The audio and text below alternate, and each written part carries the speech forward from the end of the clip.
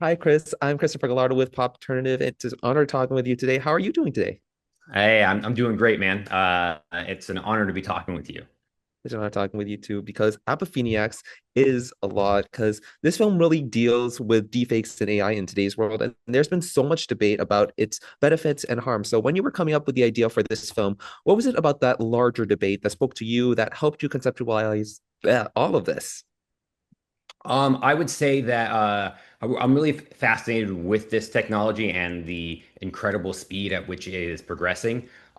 Mm, When I first saw deepfake back in 2018, it was just there was an immediate fascination with it and recognition of this is going to be used nefariously. Like just no doubt about it. The level of which it's going to disrupt our sense and understanding of what is real and what isn't. I felt it would be a really interesting and fun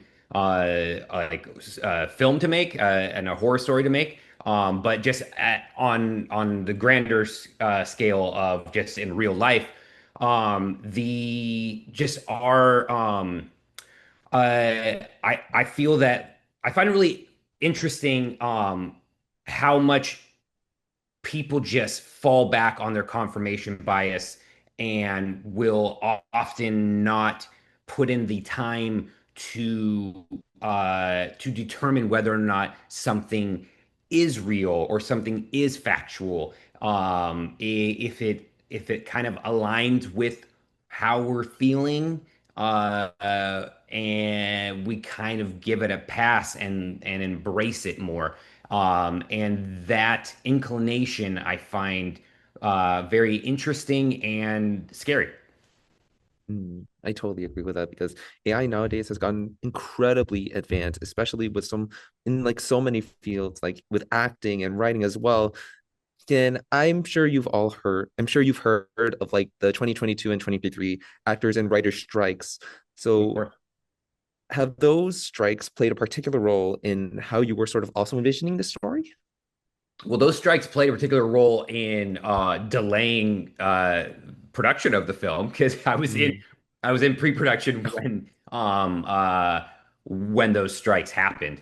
Um, uh, did it affect did it affect like my writing of it or my uh, can you clarify what you're asking Sort exactly? of Like both ends, like how you were coming up with both the concept before and sort of like after the strikes when you were like fully working on it as well. I don't think it changed after. Like yeah, to be honest, like the story that I was writing was this story before those strikes even happened because I for I could foresee the like what was coming. I Mm. knew I mean, just even just like based off of like conversations that I had with like some friends who were writing off the capability of it, you know, who kind of just rolled off like how effective it will be and also like how quickly it'll be something to have to deal with. Um, I was having those conversations in 2020, 2021, 2022, 2023. Like so when the strikes happened in 2023, like that was something that yeah, that was something that I Mm. uh, definitely saw as being an issue. And even during those strikes, there were like kind of like split crowds of like some people um, kind of like just declaring like what a big issue it is. And I feel like even during that, there was still some like downplaying, despite like the fears and whatnot. Um, you know what? I'm not even gonna like I'm not gonna speak for people on that end because it was a serious issue. But you know there's always gonna be some people who downplay um uh how like how detrimental a certain technology in the future is going to be. But with this, I guess like the reason why I've always felt strongly about what it will can and will do is the fact that when you've got the whole thing with AI is that it's always learning so fast and it's always learning off of what it's learned. And so it just moves at an incredible speed of progress because it's getting so smart, and then it can immediately go back and get smarter off of that smart that it just that it just achieved. That smartness level is now the foundation that it's working off of. So every increment of it, the bottom of it is that much higher. So that's why that's why it's moving so quickly. Like we do right now, we have the ability to make something that looks and sounds indistinguishable from real life, and it's amazing. It's impressive, and it's scary. It's a lot of things. And I completely agree with you because the way we're progressing right now, we can be like 10 years in the future. AI can be like incredibly advanced than it is like a few years ago because we only have like what blurry, pixelated AI images back then. And now we actually have these full on technologies. It's just completely terrifying. But Yeah, man. Yeah, absolutely. I mean, because like, so it's 2025 right now.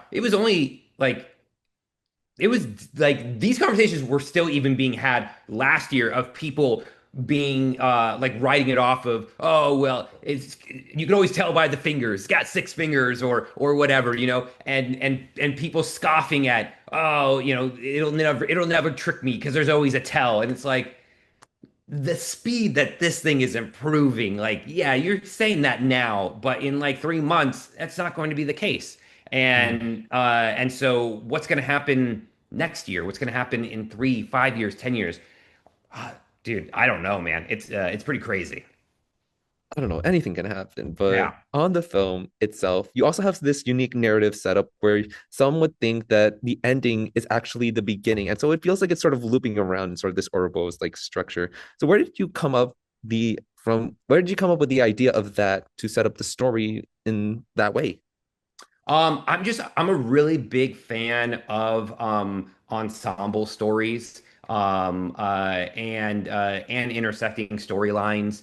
I just find I find that level of storytelling to just be it's fun, it's interesting, it's captivating for me. I really enjoy the jumping around and spending time with different characters as like the story like builds and evolves and whatnot. So that was something that it just the idea for the film was floating my brain for several years, and it wasn't clicking. And then one day at the end of like 2022, like it just clicked, and it all suddenly made sense of, oh, this is how I want to tell this story, and I want to spread it out, and I didn't know to what level I wanted to be like jumping around and whatnot. That kind of just happened as I Mm, was writing. But I knew that I wanted to tell the different stories, to allow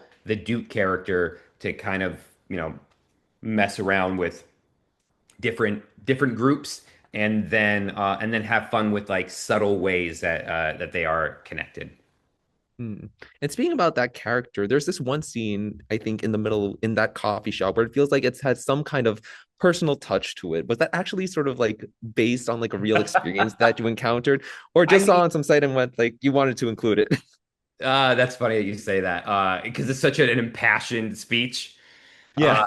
Uh, um, I mean, let's be real. Like that shit is annoying. Mm. Can I cuss? Is it all right? Is it It's or is all it right. okay? I don't know what the Yeah, rules yeah. are with certain like um uh yeah, yeah, I find it I mean, it's just so obnoxious, the idea that a customer is now expected to tip when like you're buying a cup of coffee. Any type of interaction like that where you're literally buying the product and you're paying for it and they hand it to you, and then there's a tip that's expected out of it. I just find that wild. Like it's just so weird. I mean, yeah, so as far as like the personal thing, like I have Duke mention you wouldn't tip someone at Taco Bell, right? What my first job out of high school was, I worked at Taco Bell. So that, Oh.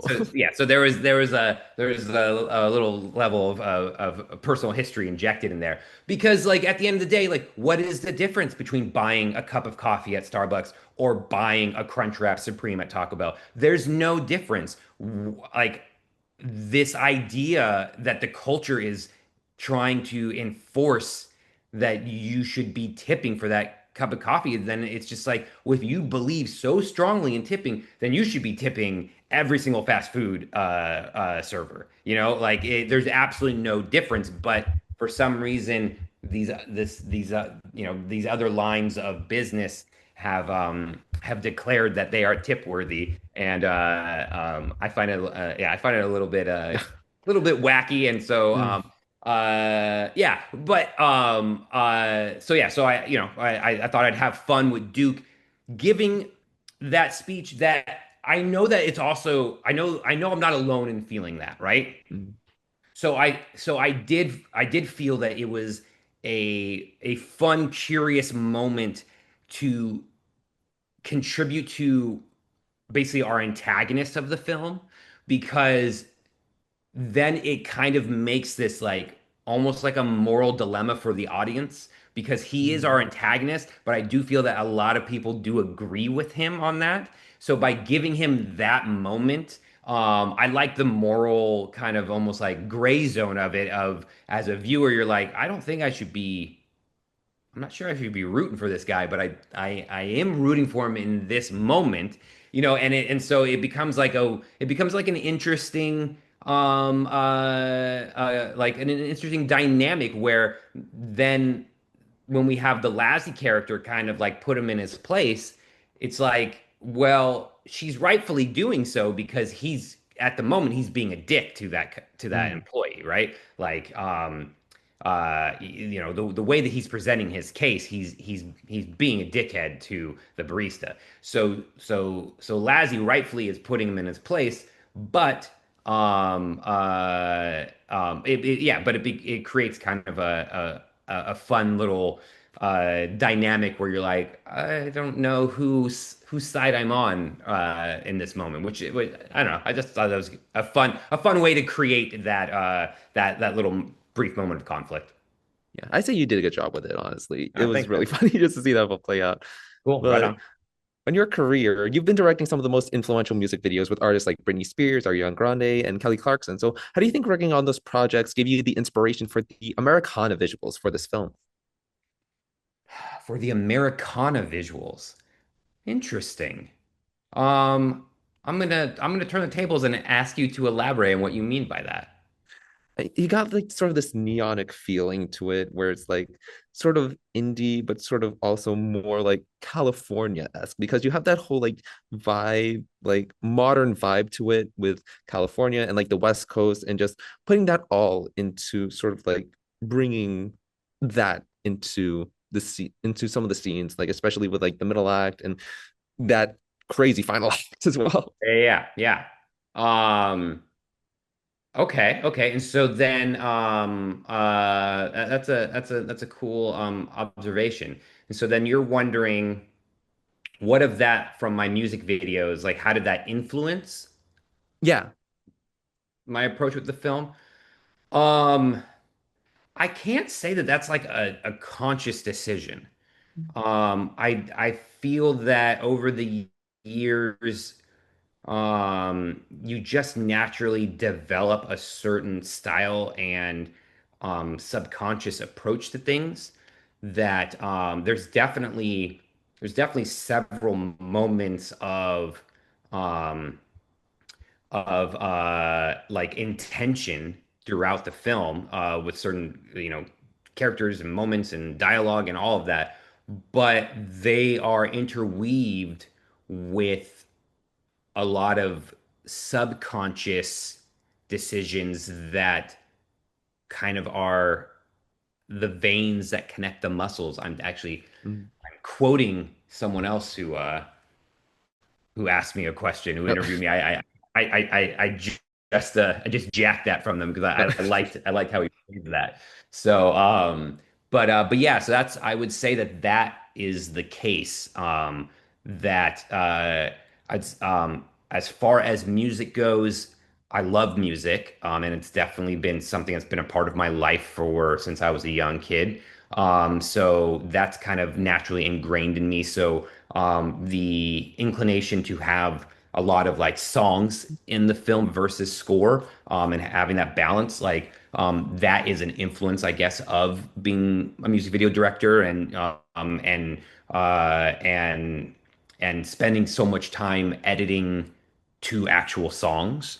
So I definitely gravitate towards that approach. But I would say overall, it's probably more subconscious. And I'm sorry if Oh, that's that's okay.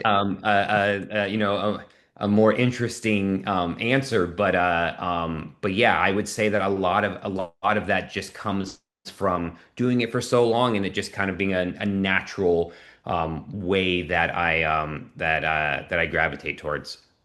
So sort of speaking about how you've been doing this for so long, is there like any music video that you directed and you look back on and say there's something that you can explore more with here if it were a feature-length film? Oh, everything. I mean, like, are you asking if there's any of my music videos that I could like turn into a story? Oh yeah. Oh, for sure. Because like the majority of my music videos are like little short stories. So, I feel like I feel like I could probably sit down and like turn almost any of them into a film, or like part of a film, or into like a legitimate short film. Like yeah, because I mean I'm a f- I enjoyed the concepts that I came up with for those videos. I enjoyed making them. I enjoyed telling those little nuggets of stories. And so I think I would have a lot of fun like turning one of them into a film. Yeah, for sure, for sure. Mm. Yeah, I don't know. If you're asking for like if you want me to give you an actual example, I don't know. I mean, because it's like I feel like there's so many fun ones there that I could explore, like Kesha at the club with unicorns. Like, yeah, there's a crazy story to be made out of that. Like, that was a fun story in itself with James Vanderbeek and then like with Britney, like we made some really like the for I Want to Go was like an outrageous like dream kind of thing that I wouldn't necessarily be able to turn that into a full-fledged story, but that could be that approach could be done in like a dream sequence, in a film or whatnot. I love like the crazy world that we created for Avril's rock and roll video, where yeah, where there's just like it's kind of like it's kind of like a weird pseudo Mad Maxy Tank Girl comic booky type crazy world, where there's a lobster that threatens to stab you with a little switchblade or whatnot. On like these weird worlds, you have so many weird cosplay props that I absolutely love. And I have to give the props to the set design department for creating some of those really cool cosplay props, which were they inspired by Final Fantasy? I feel like one of them was. Look, um there's inspiration behind a lot of things. There's definitely inspiration to things. Um, uh, um, and then we tried to make our own unique version of things to have fun with it.